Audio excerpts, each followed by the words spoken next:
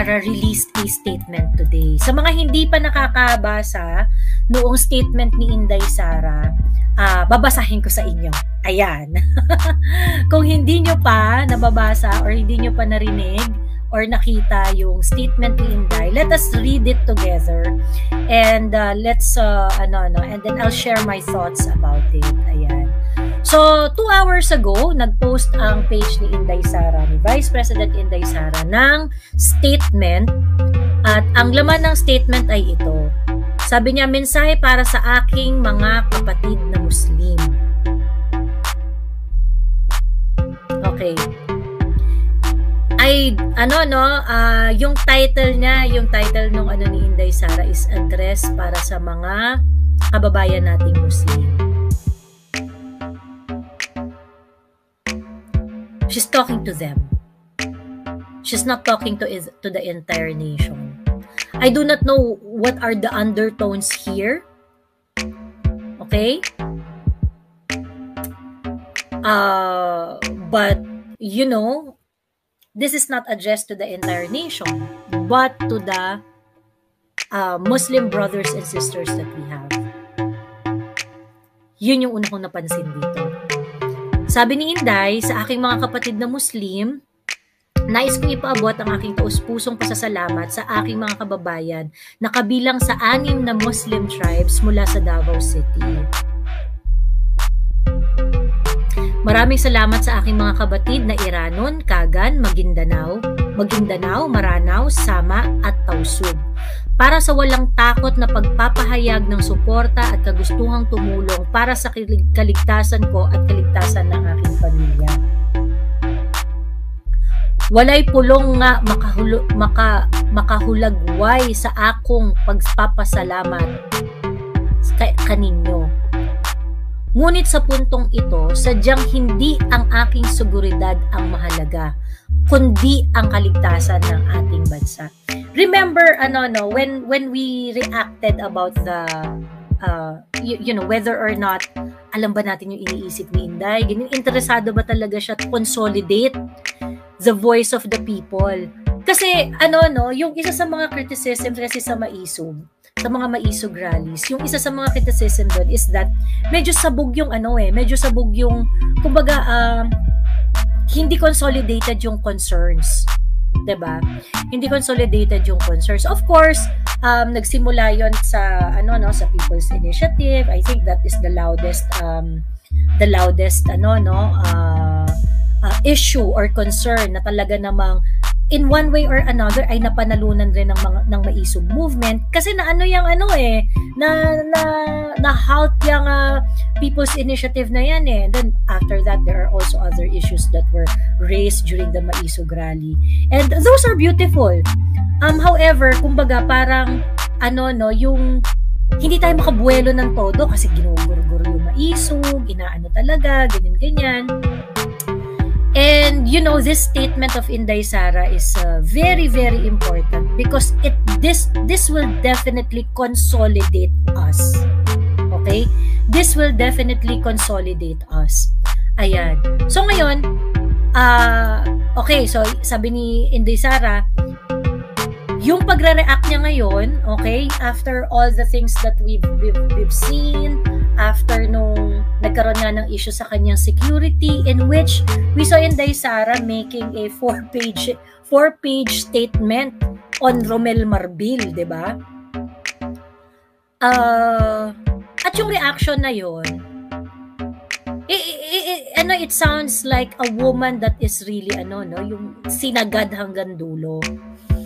So, at that point, nang nag-react si Inday Sara tungkol sa kanyang security, at the back of my head, parang ano ba to? Itotodo ba to ni Inday? Kasi syempre, mukhang nagsalita siya dahil nagsalita siya ng bonggang-bongga kasi naiipit na yung pamilya niya. Is she going to make a step further para naman included na tayong lahat? Ganyan. Included na tayong lahat. And the statement today of Inday Sara is very, very powerful. Although, there are some undertones in it that I am not ready to discuss today. kung ano ba to, ayokong lagyan ng kulay or whatever. But for me, the Inday Sara that is speaking right now is the Inday Sara who understands our problem, who understands the concern of the people. This is the mark of a true leader. She recognized yung pinagpupuyatan nating i-live araw-araw, yung mga pinagpupuyatan natin na busisiin araw-araw, naiintindihan ni Inday. Diba? Tuloy ko lang sabi ni Inday, ngunit sa puntong ito, sadyang hindi ang aking seguridad ang mahalaga, kundi ang kaligtasan ng ating bansa. Ang Pilipinas ay pinamumunuan dapat ng mga taong may malasakit at kakayanan para itaguyod ang malinis na pamahalaan at pag-unlad ng bayan. Subalit ang Pilipinas ngayon ay pinamumunuan ng mga taong walang katapatan sa trabahong sinumpaan. See? Diba? You know, nung nabasa ko talaga to, Inday! My God! My God! Yes, please! Yes, please! Tell them! Diba? Tell them! My God! Ayan, so sabi niya ng mga taong walang katapatan sa trabahong sinumpaan, kaya ang nagtanging nananaig sa atin ay takot para sa kinabukasan ng ating mga anak. Yes, ma'am! Yes, ma'am! Yes, yes, yes, yes!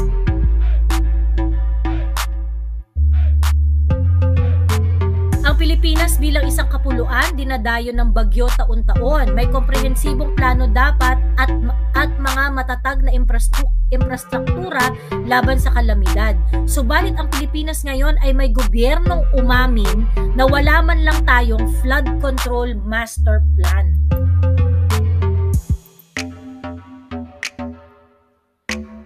And this is something that really concerns us, no? When a typhoon would hit it is very certain taon-taon may darating na bagyo. Diba? This administration had been talking about massive flood control projects since September 2022. Ikaw, DPWH, dami-dami yung cabinet meeting, pinag-uusapan nyo yung mga kaputang inahan na yan. Wala kayong na-produce kahit isa. Wala kayong maipakita. Napakasisinungaling ninyo. And I'm so glad that Inday Sara is amplifying our voice. True leader who listens to the people.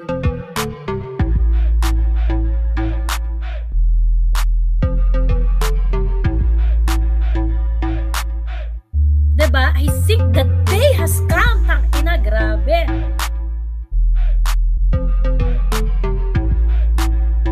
Sabi ni Kiko, ramdam ko yung gigil.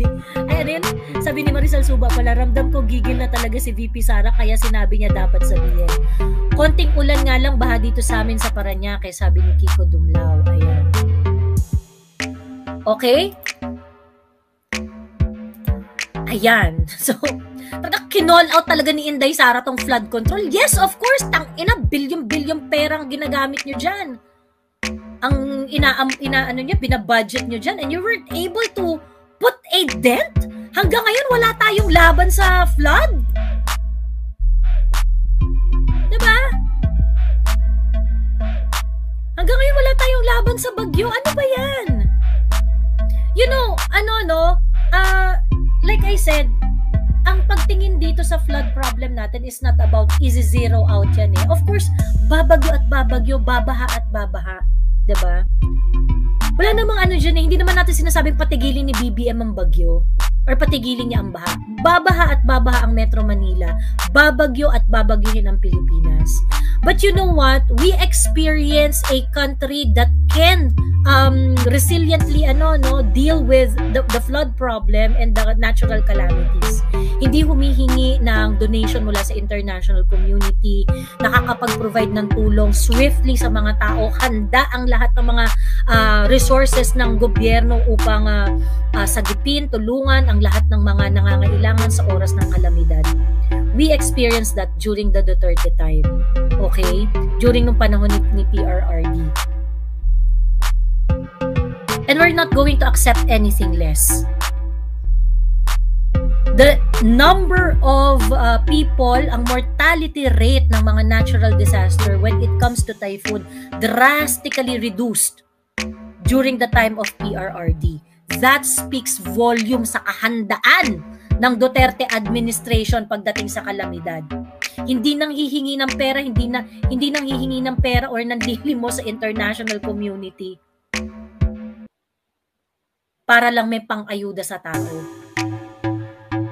And you have this government who increased the budget on flood control 3 times as much, and yet hindi man lang tayo binigyan ng fighting chance para sa mga kalamidad.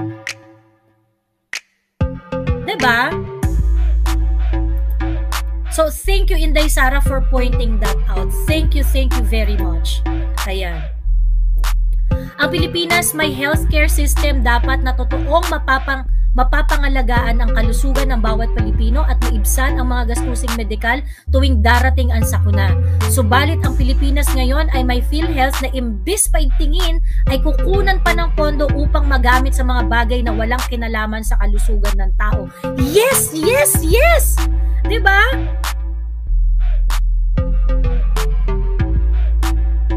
Yung PhilHealth funds na ikaw, Ralph Recto, tang ina mo!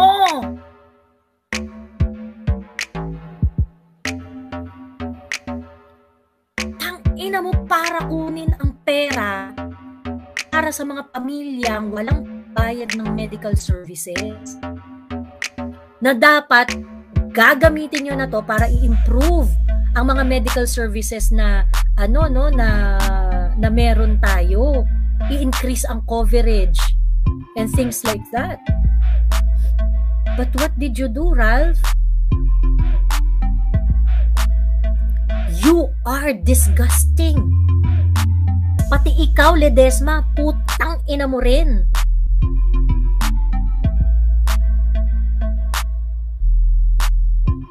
Ang kakapal ng mukha ninyo. Para nakawin yung mga benepisyo, yung pera na dapat ay ilalaan sa pagpapaganda ng benepisyo ng mga PhilHealth members. Lalo na ikaw, Ledesma. Ikaw, Emmanuel Rufino Ledesma Jr., lalong-lalo ka ng putang ina mo ka. Ikaw ang presidente at CEO ng PhilHealth. Ibibigay mo lang ng ganun-ganun yung pera dahil ni-request ni Ralph Recto.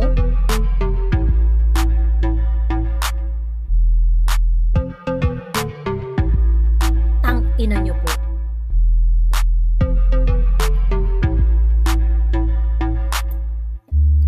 Ang Pilipinas ay may representante sa Kamara. Ang Pilipinas may mga representante sa Kamara dapat na nakakaintindi sa totoong sanhi ng kakulangan ng police to population ratio.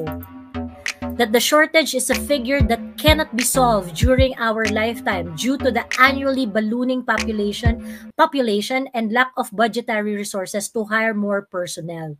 The country should have representatives who understand that in order to fully address the shortage, there is a need to leverage available technology and leapfrog into the future where policemen are armed with best security products that do not require their physical presence all the time.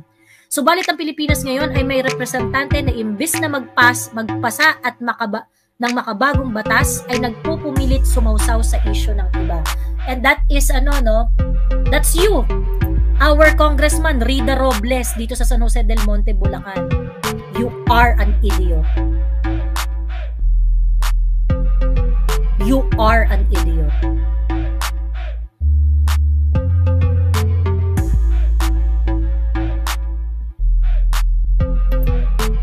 And that also goes to General Marbil, di ba? Na para sabihin mo na kailangan natin kunin ng mga security personnel, sasabihin mo na hindi ito politically motivated. Kailangan natin to kasi kulang sa tao. Hindi po kayo makaka-catch up sa number of policemen required in relation to the population that we have. Kung ganyan kayo mag-isip, ang sinasabi ni Inday Sara dito, huwag kayong tatanga-tanga. Think outside of the box. procure security equipment so that you can reduce the manpower required sa mga police activity na maaaring hindi mo na kailangan ng police presence doon.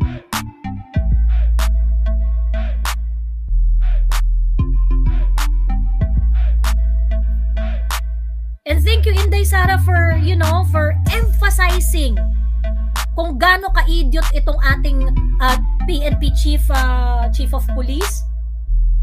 Ang ating mga mambabatas na sausaw ng sausaw sa issue ng iba.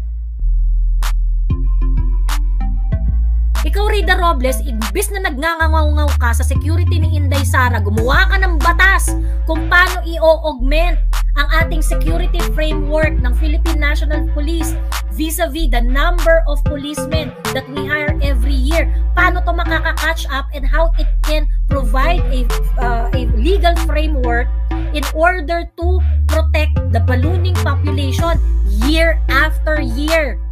Hindi yung nakikisawsaw ka sa issue ng iba. Huwag kang masyadong sipsip. Taga San Jose del Monte ako eh. I know Rida Robles. Ma'am, focus on the things that you can do for San Jose del Monte, Bulacan.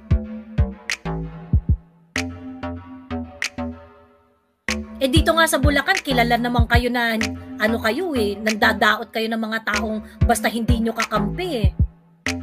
Namimili ka ng public service, Rida. Pag hindi nyo kakampi, walang mahihita sa'yo. Pag hindi nyo kakampi, susungitan nyo pa.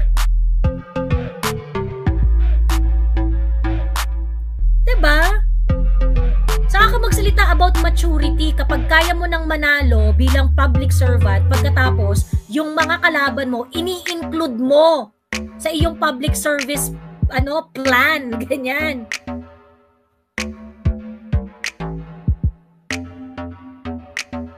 Kakaloka. Diyos me. Nagwawala na si Joe.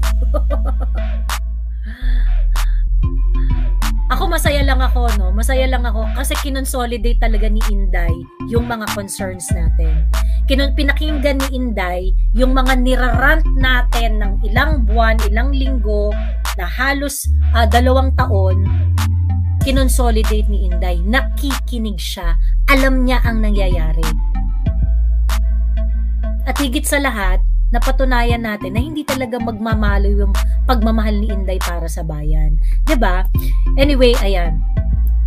Ang Pilipinas ay may airport official dapat na nagsusumikap na maabot ang adhikaing magkaroon tayo ng world-class facility na pinapahalagahan ang seguridad at privacy ng lahat ng pasahero, lalong-lalo na pagdating sa kabataan.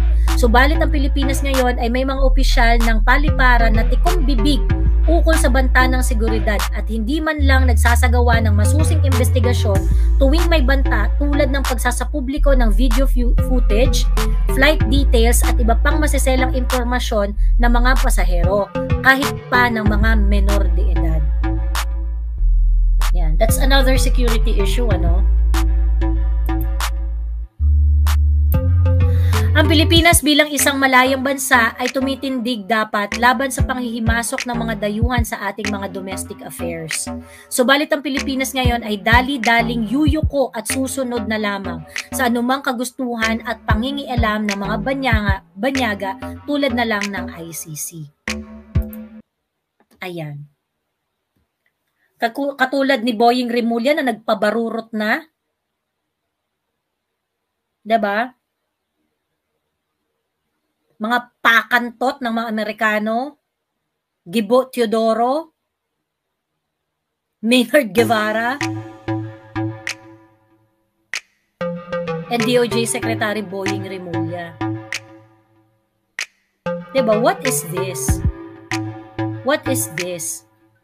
Ayun. Sabi ni Inday, mga kaisugan ko at sa sipag at galing ng Pilipino, nangunguna dapat ang Pilipinas sa ating mga karatig bansa. Subalit ang Pilipinas ngayon ay patuloy na nagugutom, naghihirap at lumulubog ng dahil sa mga mapanlin lang para maupo sa pwesto. Mapanlin lang is another word for budol.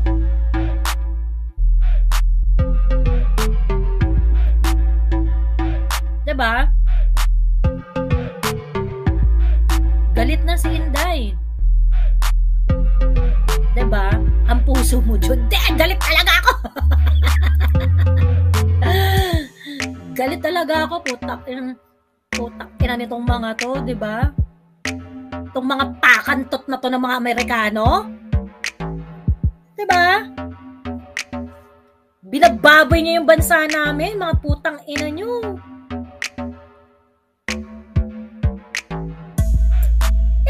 Yung ano, no, paulit-ulit na statement na, sabi ko nga, nagpakantot na sila sa mga Amerikano nung nagsa-start pa lang sila magsabi na if they're going to investigate, we're not going to stop them, but we are not going to cooperate. Sinabi nila ito nung I think it was in November 2023, around that time, October-November 2023. When they said that, alam ko na kasi pag sinabi mong pwede silang pumunta dito, pero hindi ka makikikooperate, nakikikooperate na kayo, mga putang ina nyo.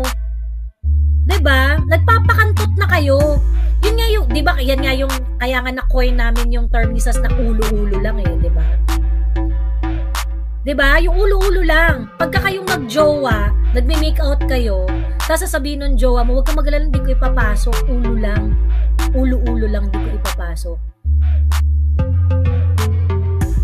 Until nabarurot ka na ng bonggang-bongga. O, diba? Ganon.